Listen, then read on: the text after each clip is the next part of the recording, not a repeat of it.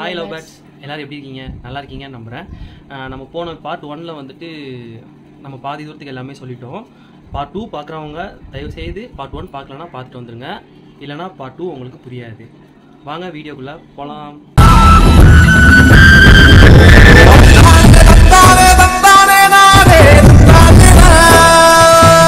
அதாவது உங்களை எல்லாம் நான் ஏன் கூப்பிட்டுருக்கேன்னா இந்த வீடியோவில் வந்து நம்ம எப்படி நம்ம வீட்டுக்கு போனோங்கிறத தெரிஞ்சுக்கிறதுக்கு முன்னாடி நம்ம இங்கே என்னென்ன கஷ்டப்பட்டோம், அதாவது நம்ம ரெண்டாவது ஒரு வீடு நாங்கள் மாறினோம்ல, அப்போ நாங்கள் என்னென்ன கஷ்டப்பட்டோங்கிறத நீங்கள் தெரிஞ்சுக்கணும். என்ன அப்படின்னா நாங்கள் வந்து இந்த வீட்டுக்கு வந்ததுக்கப்புறம் வீடு சின்ன வீடு தான், வீடுல எங்களுக்கு ஓகே. பட் என்ன ஃபேன் வந்து நாங்கள் ஒரு 10 டேஸ்க்கு அப்புறம் தான் வாங்கினோம். கடைசி வந்ததுக்கப்புறம் தான் ஃபேன்லாம் வாங்கினது. அதே மீறி தண்ணி தான் நம்மளுக்கு மெயின், தண்ணி மட்டும்தான். தண்ணி கூட எங்களுக்கு இருக்காது, ஏன்னா எங்ககிட்ட அந்த அளவுக்கு குடமும் இல்லை. குடம் ஒரு ரெண்டு குடம் அதுக்கப்புறம் ஒரு இது மாதிரி மினரல் வாட்டரில் பெருசாக ஒன்று இருக்கும், அது ஒன்று, அவ்வளோதான். அதே வச்சு நாங்கள் ஒரு 15 நாள் வச்சுக்கணும். ட்ரம் எதுவுமே எங்கிட்ட கிடையாது. தண்ணி நல்ல தண்ணி வந்தாலும் 15 நாளைக்கு ஒரு டைம் தான் வரும். நாங்கள் போய் உப்பு தண்ணி எடுக்கணும் அப்படின்னா ஒரு கிலோமீட்டர் நடந்து போகணும்ல, நடந்து போய் அடிபம்பு தண்ணி மாதிரி ஒரு நமக்கு வந்து தண்ணி வந்துட்டு தொட்டிக்கு இருக்கு, டேங்க் மேலே ஏற்றிக்கலாம். ஆனால் அந்த தொட்டியில் தண்ணி வந்து ஒரு 20 நாள் கிட்ட வரவே இல்லை சுத்தமாக. எங்களுக்கு நாங்களும் அப்போ தான் குடியேறி இருக்கோம். குடியேறி 2 நாள் தான் அந்த டேங்க் மேலே தண்ணி இருந்தது, 3ஆவது நாள் தண்ணி இல்லை. வேறு வழி இல்லாமல் எங்கடான்னு சொல்லி சுற்றி தாக்கும் 1 கிலோமீட்டருக்கு அங்கிட்டு ஒரு டேங்க்கில் தண்ணியை ஃபில் பண்ணி வச்சுருக்காங்க. அதுலேருந்து குடமாக எடுத்துகிட்டு வந்து இந்த தொட்டியில் ஊற்றுற மாதிரி இருக்குது. அதுவும் நான் என்னால் முடியாது, நான் கன்சிவ் இருக்கிறதுனால வெயிட் தூக்கக்கூடாதுன்னு சொல்லிட்டாங்க. அப்புறம் இவங்க தான் குடம் வச்சு ஒரு 26 குடத்துக்குள்ளே 26லேருந்து 30 குடம் எடுத்து அந்த தொட்டியில் எடுத்து ஊற்றிருக்கேன். 1 கிலோமீட்டர் நடந்து போய் குடம் வந்து அங்கே நின்றுட்டு இருப்பா. 2 குடம் இருக்கனால ஒரு குடத்தை அங்கே வச்சு திறந்து விட்டுருவா. நிறைஞ்சதுக்கப்புறம் அந்த குடம் தீட்டுவோம். இந்த குடம் எல்லாம் தெரிஞ்சது தானே. அப்படி தான் நாங்கள் தண்ணி எடுத்து ஊற்றினோம். அப்படி தான் கஷ்டப்பட்டோம். அங்கே இருந்த ஒரு 2-3 மாதமும் தண்ணி எடுக்கிறதே கஷ்டமாக தான் இருந்தது. நல்ல தண்ணி வந்து ஓரளவுக்கு பிரச்சனை இல்லை, ஏன்னா எங்களுக்கு பக்கத்து வீட்டில் ஒரு அக்கா ஹோட்டல் வச்சுருந்தாங்க. அந்த அக்கா வந்து எங்களுக்கு நல்ல தண்ணி வந்துட்டு அந்த இதில் பிடிச்சி வச்சுருப்பாங்க. அவங்களுக்காண்டி நீங்கள் உங்களுக்கு தேவைப்பட்ட எடுத்துக்கோங்கன்னு சொல்லுவாங்க. அதனால் எங்களுக்கு நல்ல தண்ணி மட்டும் ஓரளவுக்கு பிரச்சனை இல்லாமல் இருந்தது. ஆனால் உப்பு தண்ணிக்கு ரொம்ப கஷ்டப்பட்டோம். தண்ணியோட அருமையே நாங்கள் சின்னதாக செலவழித்தோம். இந்த காலத்தில் இந்த டைமில், அதாவது இந்த மாதிரி வெயில் டயத்தில் தயவு செய்து யாரும் தண்ணியை வேஸ்ட் பண்ணிடாதீங்க, ரொம்ப கஷ்டப்படுவீங்க.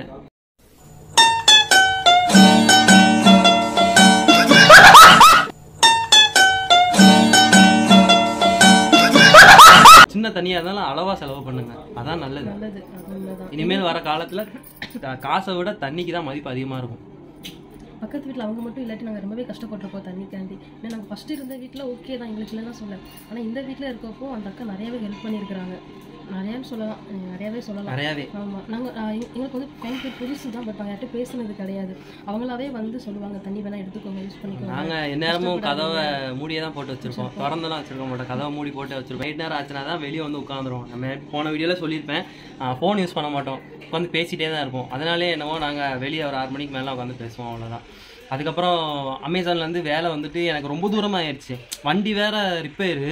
நம்ம சும்மாவே நம்ம அந்த சைடில், அதாவது எந்த ஏரியாவில் இருந்தோன்னா செட்டிப்பாளையமில் இருக்கும்போது, அங்கே இருக்கும்போது எனக்கு அங்கேருந்து 2 கிலோமீட்டர். அதுக்கப்புறம் நான் போத்தனூர் ஒரு ஏரியாவுக்கு வந்துட்டேன் கோயம்புத்தூரில். அங்கேருந்து எனக்கு 7 கிலோமீட்டர் கிட்ட வரும். ஸோ ரொம்ப லாங்கு. அதனால நான் இங்கேக்குள்ளே ஏதாவது வேலை பார்க்கலான்னு சொல்லிட்டு போத்தனூர்லேயே டிமார்க்னு ஒரு இடத்துல 10 நாள் 20 நாளாக ஆளான்னு அலைஞ்சேன். இவளையும் கூப்பிட்டு வெயிலில் நடந்தே போய் ஒருத்தனை சிங்கானூரில் போய் பார்க்கணும், மேனேஜரை ஒருத்தரை போய் அவரை போய் பார்க்கக்காண்டி அங்கே 2-3 கிலோமீட்டர் நடந்தே போய் டிமார்ட்டில் போய், ஏன்னா நம்மகிட்ட காசு கொஞ்சம் கொஞ்சமாக கம்மியாக ஆரம்பிச்சிருச்சு. அதனால் போய் அங்கே போய் டிமார்ட்டில் போய் பார்த்து வேலைக்கு தேடி அதுக்கப்புறம் தான் நான் வேலைக்கே ஜாயின் பண்ணேன். அதே மாதிரி இவளுக்கும் வந்துட்டு போத்தனூரில் நம்ம வீட்டு பக்கத்துலேயே ஒரு ஹாஸ்பிட்டல் நல்லபடியாக அமைஞ்சிருச்சு வேலைக்கு. அது வந்துட்டு நாங்கள் செட்டிப்பாளையத்தில் இருக்கும்போது வேலை பார்த்துட்டு இருந்தா. அதுக்கப்புறம் கொஞ்சம் ப்ரெக்னென்ட் ஆனதுக்கப்புறம் வேண்டாம்னு நினச்சேன். அதுக்கப்புறம் நான் இதுக்கு போகிறேன் அப்படின்னு சொல்லிட்டு, அதனால் 1 மாதம் மட்டும் போன்னு சொல்லி விட்டுட்டேன். வேண்டாம் போக வேண்டான்ட்டுன்னு அப்படி இருந்துட்டு அப்படிலாம் போய்கிட்டு இருக்கோம். லைஃப் கொஞ்சம் கொஞ்சமாக போயிட்டு இருக்கும்போது இடையில எங்கள் வீட்டில் எல்லா பிரச்சனையும் எல்லாருக்கும் தெரிஞ்சு, அப்புறம் எங்கள் அம்மா கால் பண்ணி கேட்டு ப்ரெக்னென்ட்டுக்கு என்னடா பண்ணிட்டு இருக்கேன்னு கேட்டாங்க. அதுக்கப்புறம் வீட்டுக்கு வர சொன்னாங்க. அருளுக்கு வந்து அந்த டைம் அந்த வீடு இப்போ நம்ம தங்கியிருக்கோம் இந்த வீட்டுக்கு வந்து பால் காய்ச்சி வச்சுருந்தாங்க. 13ஆம் தேதி பால் காய்ச்சி வச்சுருக்கேன்னு சொல்லி எங்கள் அம்மாட்ட சொல்ல சொன்னான். 13ஆம் தேதி பால் காய்ச்சி வச்சுருக்கேன், அண்ணா வர சொல்லு அப்படின்னு சொன்னதுனால நாங்கள் என்ன செய்யணும், கொஞ்சம் ஜாலி ஆகிட்டோம். வேலைக்கு இப்போ சரி 13ஆம் தேதி பால் காய்ச்சி வச்சிருக்கால, அப்புறம் எதுக்கு நம்ம அங்கே டிமார்க் போயிட்டு 13ஆம் தேதி அப்படியே வீட்டுக்கு போயிடலாம்ல அப்படின்னா, எப்படி 13ஆம் தேதி வந்து 2 பேர் வீட்லேயும் கலந்து பேசுகிறதா சொல்லியிருந்தாங்க. இவ வீட்லேயும் வர சொல்லியிருந்தாங்க, நம்மளையும் கூப்பிட்டுருந்தாங்க. அப்படிங்கும்போது நம்ம 2 பேர் வீட்லேயும் கலந்து பேசுகிற மாதிரி இருந்துச்சு. அப்படிங்கும்போது சரி அப்படியே வீட்டில் போயிடலாம், வீட்டிலே இருந்துக்கலாம்ல, அப்படியே மறுபடியும் வந்து கஷ்டப்படணும் அப்படின்னு சொல்லிட்டு கிளம்பிட்டோம். அங்கேருந்து அங்கேருந்து கிளம்புறோம் அப்படின்னு சொல்லும்போது எங்கள் வீட்டில் என்ன பண்ணிட்டாங்க, நாங்கள் பேசுறதுக்கு வரமாட்டோம் அப்படின்னு சொல்லிட்டாங்க. திடீர்னு ஒரு குண்டத்துக்கு போட்டாங்க. அப்போ அங்கே இருக்கும்போது 2 பேருக்குமே கொஞ்சம் வாக்குவாதம். ஏன் அப்படின்னா இவங்க வீட்டில் ஓகேனா அம்மா அண்ணி அண்ணாக்கெலாம் ஓகே சொல்கிறாங்க, எங்கள் வீட்டில் யாருக்குமே ஓகே இல்லை. இவங்க வீட்டில் அப்பாவுக்கு சுத்தமாக ஓகே கிடையாது, அவங்க வரக்கூடாது அந்த மாதிரி தான் சொல்லிட்டு இருந்தாங்க.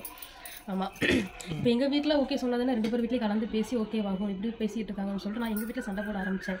சரி ஓகே, நான் பண்ணுறது தப்பு பண்ணிட்டேன், ஓகே மன்னிச்சிருங்க, இனிமேலாவது நாங்கள் நீங்கள் சொல்கிறத கேட்குறோம், வந்து பேசுங்க அப்படின்னு சொன்னதுக்கு அப்பா வரமாட்டேன் அப்படின்னு சொல்லிட்டாங்க.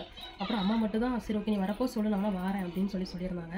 அப்போ நாங்கள் இங்கே வரதுமே அம்மா இங்கே வரோன்னு சொல்லிட்டு சொல்லியிருந்தோம், 13ஆம் தேதி வரதா பிளான் பண்ணியிருந்தோம். ஆனால் அப்பா இங்கே திடீர்னு அப்பா வந்துட்டு வரக்கூடாதுன்னு சொல்லிட்டாங்க. அதுக்கப்புறம் 13ஆம் தேதியும் போகல. இதுதான் பெரிய இது எங்களுக்கு. அந்த டைம் வந்து நானும் சரியாக தூங்கவே இல்லை. ஏன்னா வீட்டுக்கு போகிறோம், நமக்கு வந்து தனியாகவே ஒரு 7 மாதம் 8 மாதம் இருக்கும்போது நமக்கு அதோட வலி எப்படி இருக்குங்கிறது லவ் மேரேஜ் பண்ண ஒருத்தருக்கும் கண்டிப்பாக தெரிஞ்சிருக்கும். வீட்டுக்கு எப்படா போவோம், எப்படா போய் அம்மா அப்பாட்ட பேசுவோம், எப்படா ஃபேமிலி ஆகுங்கிற ஒரு ஆசை எல்லாருக்குமே இருக்கும், கண்டிப்பாக இருக்கும். அழுகுவீங்க எல்லாருமே, பசங்க எல்லாருமே அழுகுவாங்க, எப்படா உள்ளே போகணும். பொண்ணுங்க வந்து வெளிப்படையாக பேசிடுவாங்க, பசங்க நான் ஒருத்தனும் ஏங்கிக்கிட்டு இருப்போம். அந்த மாதிரி தான் ஏக்கத்தில் 2 பேர் இருக்கும்போது ஒரு வழியாக கிளம்பலாம் அப்படின்னு இருக்கும்போது இந்த மாதிரி பிரச்சனை வந்த உடனே என்ன பண்ணனே தெரில, உடஞ்சிட்டோம். சரின்னு சொல்லிட்டு மறுநாளே எப்பயும் போல் ஏதாவது வேலைக்கு போய் தேட ஆரம்பிச்சிடலாம், இல்லைனா டிமார்க் நான் பாரு நீ எப்பயும் போல் வேலைக்கு கேட்டு எப்படியா கெஞ்சி கேட்டு சேர்ந்துருவோம் அப்படின்னு சொல்லி முடிவு பண்ணிட்டோம்.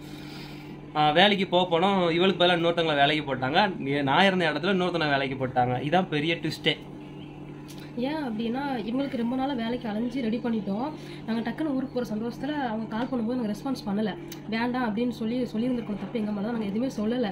அப்படி இருக்கப்போ அந்த இடத்துக்கு இவங்களை வேற ஆளாக போட்டுட்டாங்க. எனக்கு எப்படின்னா நான் ஊருக்கு போகிறேன், நான் கன்சீவாக இருக்கிறேன், எனக்கு வீட்டில் ஓகே சொன்ன உடனே சரி ஓகே ஊருக்கு போகிறோம் அந்த குசியில் நானும் அவங்க மேம் இருந்துட்டு நான் சின்ன தப்பு பண்ணிட்டேன். அதுக்கு மேம் என்னை ரைட்டாக திட்டின உடனே எனக்கு அந்த வேலை வேண்டாம், நான் தான் ஊருக்கு போகிறேன் அப்படின்னு சொல்லிட்டு நானும் சண்டை போட்டு நீலாம்பரி மாதிரி வரட்டேன்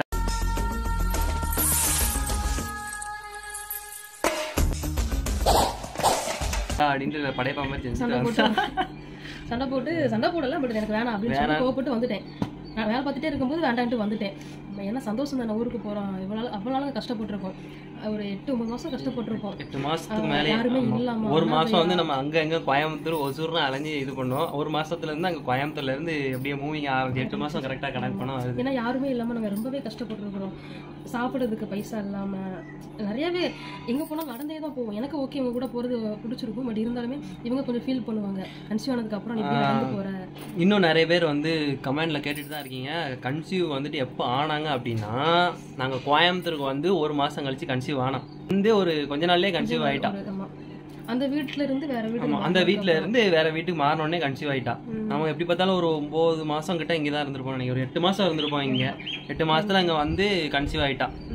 சொல்ல போனால் கேட்குறீங்க மேரேஜ் முன்னாடி கன்சீவ் ஆகிட்டாங்களா அப்படின்னு சொல்லிட்டு. இல்லை, மேரேஜ்க்கு அப்புறம் தான் கன்சீவ் ஆகும். எத்தனை மந்த்துன்னு சொல்லிட்டு நான் நெக்ஸ்ட் வீடியோவில் நான் ரிப்போர்ட்டோட சேர்த்து நான் உங்ககிட்ட சொல்லிடுறேன் எத்தனை மந்த்துன்னு சொல்லி. மந்த்து எல்லாமே பார்த்தா எல்லாருக்கும் டவுட் கிளியர் ஆயிரும்னு நினைக்கிறேன். அப்புறம் தான் இதாக கரெக்டாக இருக்கும். அதை நெக்ஸ்ட் வீடியோவில் உங்களுக்கே தெரிஞ்சிடும் எத்தனை மந்த் அப்படின்னு சொல்லி. அதே மாதிரி நாங்கள் எப்போ அதாவது ப்ரெக்னன்சி வீடியோ எல்லாமே காமிச்சிருவா உங்களுக்கு வந்து அடுத்த பிளாக்ல ஒன்றில் காமிச்சிருவோம். அதே மாதிரி நம்ம கிளம்புற நாளைக்கு இல்லை ஞாயிற்றுக்கிழமை சாயங்காலம் கிளம்புற மாதிரி இருக்கும். ஸோ அதோட பிளாகும் கண்டிப்பாக அதில் போஸ்ட் பண்ணுவோம். ஓகே, பைக் அங்கே நிற்கிது. ஸோ அதனால எங்களுக்கு அந்த பைக்கை எடுக்கணும். ஏன்னா நாங்கள் அவ்வளோ கஷ்டப்பட்டுருக்கோம் அந்த பைக்குக்காண்டி உண்மைக்கு அலைஞ்சு ரெடி பண்ணி அது ரொம்ப கஷ்டம். இப்போ எனக்கு வருத்தமாக தான் இருக்குது, வண்டியை விட்டுட்டு வந்தது ஏன்டா அப்படி விட்டுட்டு வந்திருக்கோன்ட்டுன்னு. 1 மாசமா அங்கேயே தான் இருக்கு வண்டி, காசு இல்லாமல் நான் போய் எடுக்க போகல. இதுதான் உண்மை. கொஞ்சம் கையில் அமௌண்ட் இருக்குது. ஸோ அதனால போய் எடுத்துடலாம் அப்படின்னு ஒரு பிளானில் இருக்கும். அதுக்கப்புறம் திருப்பி கதைக்குள்ள வந்துடலாம். கதையை விட்டு அவுட் ஆஃப் சீசன் போயிட்டோம்னு நினைக்கிறேன். இல்லை, திருப்பி கதைக்குள்ள வந்துடலாம். கோச்சிக்கிறாதீங்க வியூவர்ஸ், நல்லா இருப்பீங்க. அதுக்கப்புறம் எப்பயும் போல் நான் அப்படியே மாதிரி வேலைக்கு தேடிட்டு வச்சுட்டு அதுக்கப்புறம் அப்படியே இருந்தோம். ஒரு நாள் என் தங்கச்சி அம்மா கால் பண்ணாங்க. ஒரு நாள் அம்மாவே கால் பண்ணி இந்த மாதிரி இந்த டேட்டில் கிளம்பி வா, 23ஆம் தேதி நீ கிளம்பி வந்துடுன்னு சொன்னாங்க. 23ஆம் தேதி கிளம்பிவான்னு சொல்லிட்டேமா, நான் எப்படி கிளம்பி வர்றது, வீட்டுக்கு தான் யாருக்குமே தெரியாது, அப்பா தான் வேணான்னு சொல்கிறேன்னு சொல்லும்போது தான் எங்கள் அம்மா சொல்லிச்சு, அருளும் மாமாவும் சேர்ந்து பேசிட்டாங்கடா, இந்த மாதிரி அப்பா கிட்ட சண்டை போட்டு பேசிட்டாங்க, அதனால அப்பா வந்து சரின்னு சொல்லிட்டாங்க, நீ கிளம்பி வா. ஏமா அப்போ சொல்லிட்டானே என்னம்மா பண்ணணுன்னே, அது அருள் பார்த்துப்பா, அவள் பேசிப்பா, மாமா பார்த்துப்பாங்க பேசிப்பாங்க அப்படின்னு 2 பேரையும் சொன்னதுக்கப்புறம் நாங்கள் சரி கிளம்பி வரலாம் கிளம்பி போகலான்னு சொல்லிட்டு கிளம்பிட்டோம். ஆனால் என்ன இதுன்னா, அம்மா வந்து இவங்க எல்லோரும் கிளம்ப சொல்லிட்டாங்கன்னு சொல்லிட்டான். ஆனால் அருள் சண்டை போட்டதெல்லாம் நிஜம். ஆனால் அருள் வந்து வர சொல்லிட்டா அப்படிங்கிறது மட்டும், அருள் வந்து எல்லாத்தையும் சுச்சுவேஷனும் பார்த்துட்டு வர சொல்லலாம்னு இருக்கும் போதே அம்மா அவசரப்பட்டுட்டு முன்னாடி எங்களை வர சொல்ல போய் நாங்களும் வந்துட்டோம். 1 minute. என்னடா எது கூப்பிட்டனா அவசரப்பட்டு வந்துட்டோம். அம்மாவும் சொல்லிட்டா அதுக்கடுத்து நாங்கள் கிளம்பி வந்துட்டோம். வந்து வீட்டில் வந்து நிற்கும் போது எல்லாருக்கும் ஜர்க்கு ஆன்னு பார்க்குறாங்க. அம்மா மட்டும்தான் மற்ற எல்லாரும் பார்க்காங்க. அப்படியே அதுக்கப்புறம் தான் என் தங்கச்சி சொல்லுதா, நான் வந்துட்டு எல்லாம் இது பண்ணிவிட்டு அப்பா இல்லாட்டி சம்மதம் வாங்கிட்டு உன்னை வர சொல்லலாம் நினச்சேன், நீ அதுலேயே வந்துட்டேன்னா அம்மா தான் நீங்கள் எல்லாரும் வர சொன்னீங்கன்னு சொன்னா அப்படின்னு சொன்னதுக்கப்புறம் சரின்னு சொல்லி இது பண்ணியாச்சு. அதுக்கப்புறம் பாப்பாவே வந்து தாலி எல்லாமே போட்டான். நம்ம இங்கே திருப்பி ஒரு கல்யாணம் பண்ணணும். ஏன்னா நான் போட்டது வந்து நாத்தனார் தாலி வாங்கி கொடுக்காத தாலி தான் நான் கட்டியிருக்கேன். மஞ்சள் கிழங்கு தாலின்னு சொல்லுவாங்க. நாத்தனார் இருக்கவங்க தாலி கொடுத்தாங்கன்னா அது வேறு மாதிரி, அதாவது வீட்டில் அது கலந்து பேசி பண்ணுற மாதிரி ஆயிரும். மந்திர தந்திரங்கள்லாம் போட்டு முறைப்படி பண்ணுற மாதிரி இருக்கும். அதனால தான் என் தங்கச்சி கையால் தாலி எடுத்து போட்டு கட்டணுங்கிறதுக்காக நான் மஞ்சளில் கட்டுறேன். அதுக்கப்புறமா நாங்கள் இங்கே வந்ததுக்கப்புறம் நாங்கள் வரப்போ வந்து எங்கள் அப்பா இல்லை, ஏன்னா எங்கள் அப்பா கோவத்தில் இருந்தாங்க. அந்த டைம் வந்து ப்ரோக்ராம் போயிருப்பாங்க போல, அதனால் அப்பா இல்லை. சப்போஸ் நாங்கள் வந்ததுக்கப்புறம் தான் அம்மா கால் பண்ணி சொல்லிட்டாங்களா, அப்போ இவங்க இருக்கிறாங்க அப்படின்னு சொல்லிட்டு அப்பா 3-4 நாள் வீட்டுக்கே வரல, பார்க்கக்கூடாது அப்படின்னு சொல்லிட்டு வரவே இல்லை. அதுக்கப்புறம் தான் அண்ணி அண்ணா அம்மாலாம் சேர்ந்து வர சொல்லி நேரில் பார்த்ததுக்கப்புறம் ஓகே நார்மலாக இருந்தாங்க. ஆனால் ஒரு 3 days பேசவே இல்லை, 3 நாள் பேசவே இல்லை. அப்புறம் தான் போக போக கொஞ்சம் பேசினாங்க. இப்போ எல்லாருமே ஓகே. எங்கள் வீட்டில் எங்கள் அம்மா நாங்கள் வந்த அன்னைக்கு வந்தாங்க, பேசினாங்க, அழுதாங்க. அது எனக்கு அழுதாங்க, கல்யாணம் பண்ணி வைக்கிறேன்லாம் சொன்னாங்க. அதுக்கப்புறம் அவங்களுக்கு எந்த கோவம் தெரியல. அவங்க அப்புறம் போயிட்டாங்க. எப்படி சொல்றது, நான் மேரேஜ் பண்ணி வைக்கல, நீங்களே பண்ணிக்கோங்க அப்படின்னு சொல்லிட்டு போயிட்டாங்க. போகும்போது சொன்னாங்க, இங்கேருந்து போகும்போது நல்லா தான் பேசினாங்க, வீட்டில் போய் நான் பண்ண முடியாது அப்படி இப்படின்னு சொல்லிட்டாங்க. அது ஏன் எங்களுக்குன்னு தெரியல. மேரேஜுக்கு வந்தாங்க அப்படின்னா 10:30 முகூர்த்தம், 12 மணிக்கு தான் வந்தாங்க. வந்துட்டு ஒரு 1/2 hour இருந்துட்டு போயிட்டாங்க. எங்கள் அப்பா வரல மேரேஜுக்கு, அம்மாவும் அண்ணி மட்டும்தான் வந்தாங்க. அப்பா கொஞ்சம் கோவமா இருந்தாரு போல, அப்பா வரல. எனக்கு ஒரு அக்காவும் வரல மேரேஜ். என்ன பண்ண, ஒரே பொண்ணு இப்படி பண்ணிட்டாங்க போது கண்டிப்பா மனசு ஏத்துக்காதுதான். நான் ஃபீல் பண்ண இப்பதான் பிரைட் ஆரம்பிக்கிறான். எனக்கு கொஞ்சம் கஷ்டமா இருந்துச்சு. மேரேஜ் அன்னைக்கு சந்தோஷமா தான் இருந்தேன். ஆனால் எனக்கு அதுக்கப்புறம் கொஞ்சம் கஷ்டமா இருந்தது. எல்லாருமே இருந்துமே நம்ம யாருமே இல்லாத மாதிரி இருக்குமே, அந்த மாதிரிலாம் கொஞ்சம் கஷ்டப்பட்டேன். எனக்கு நான் அக்காவை ரொம்ப பிடிக்கும், பட் அவ கூட கொஞ்சம் புரிஞ்சிக்கலையே, அந்த மாதிரிலாம் நான் ரொம்ப அழுதுருக்கிறேன். இப்போ அவங்கெல்லாம் தான் வருவாங்க. நான் எக்ஸ்பெக்ட் பண்ணது வந்துட்டு அவங்க அத்தை, அவங்க அக்கா எல்லாருமே வருவாங்கன்னு தான் நான் நினைச்சேன். ஆனா அவங்க வரல. எனக்கு இப்போ கொஞ்சம் கஷ்டமாக தான் இருக்கும். ஏன்னா நான் கொஞ்சம் கன்சீவாக இருக்கப்போ அவங்கெல்லாம் கொஞ்சம் பார்க்கணும் வைக்கணும் அப்படின்னு சொல்லி நான் நினைப்பேன். பட் இப்போ நான் 3 days முன்னாடி கூட அங்கே போனேன். அக்கா வீட்டு பக்கம் வரைக்கும் நான் போயிட்டு வந்தேன், அம்மாவும் அப்பாவும் பார்த்துட்டு வந்தேன். பட் அப்பா எங்களை நேரில் பார்த்தோன்னே ஓகே சந்தோஷமாக ஆகிட்டாங்க. இப்போ டெய்லி அப்பா என்கிட்ட கால் பண்ணி பேசுகிறாங்க எப்பவும் போல். பட் அக்கா தான் அவங்க வீட்டு பக்கத்தில் இருக்க தெரிஞ்சுமே சரி வா ஓகே வீட்டுக்கு வா பேசு வை எதுவுமே சொல்லலை. தெரியல, மருமக ஒரு வேலை ஸ்மார்ட்டாக இருக்கிறதுனால மாமனாருக்கு பிடிச்சிருச்சு போல இருக்கு. அது ஏன்னு தெரியல. சரி ஓகே அவங்களுக்கு கோவம் போகலை போல். சரி ஓகே அவங்க பேசும்போது பேசட்டும் அப்படின்னு சொல்லிட்டு நான் யோசிச்சுக்கிட்டேன். பார்க்கலாம், நெக்ஸ்ட்டு நான் வளகாப்புக்கு கூப்பிடுவேன். என்னோட கடமை கூப்பிட்ற கடமை. மேரேஜ் கூப்பிட்டே வரல, வளகாப்பு கூப்பிட்ற கடமை நான் கூப்பிடுவேன். பட் அவங்க வந்தாலும் ஓகே, வரலாம் ஃபீல் பண்ணுவேன், அவ்வளோதான். ஆமாம், பார்த்துக்கலாம்.